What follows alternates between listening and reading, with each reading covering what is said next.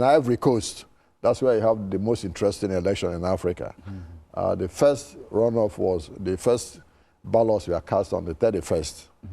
3 candidates, emerged. You have the current president, Laurent Gbagbo. Then you have Alassane Ouattara. He was the former vice president of the World Bank. And former president, Konan Bedie. So out of 3 of them, 2 will have a runoff on November 30th. Laurent Gbagbo, who is the president, and Alassane Ouattara. The interesting thing is that in the last elections, about 8 years ago, the guy who ran third this time was President Konan Bedie. He was challenged by Ouattara. But guess what? He said, oh, no, Ouattara is not a citizen of Ivory Coast and he can't run for election. Okay?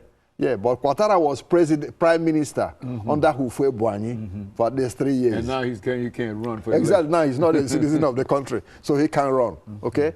That action by Bedie precipitated the current crisis in Ivory Coast, because what happened was Ouattara is from the northern part of the country.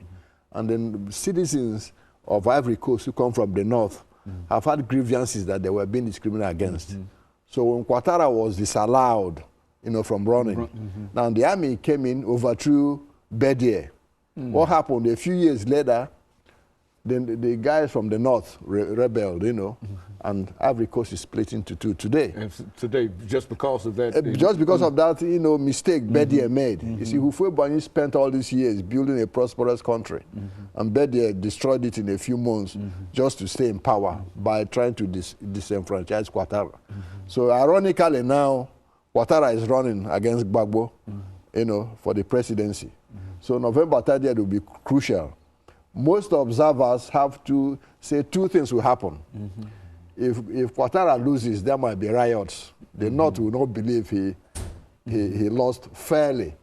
Now the country might stay divided.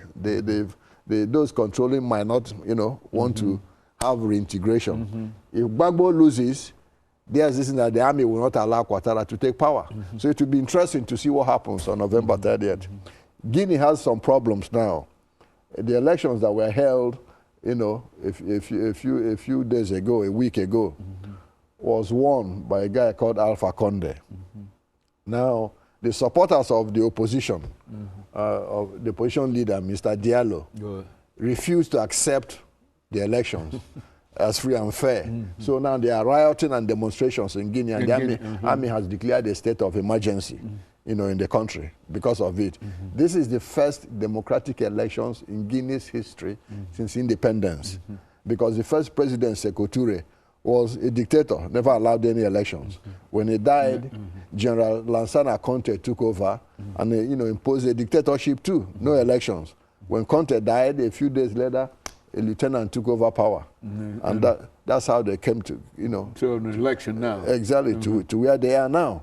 So this election is very crucial for the country, But now the people refuse to accept the person who was elected. And the voting was based on ethnicity. The guy who won comes from an ethnic group called the Malinke. The one who lost comes from an ethnic group called the Pio. And the Pules complain they've never been president of Guinea before, and they want their own person to be president. Dr. Drew, we're getting ready for this second commercial break, and then we'll come back and we'll delve deeper into this political intrigue in a real sense that somehow is leaving Africa rather than staying around. And of course, we'll be back with our audience following this very, very short commercial break.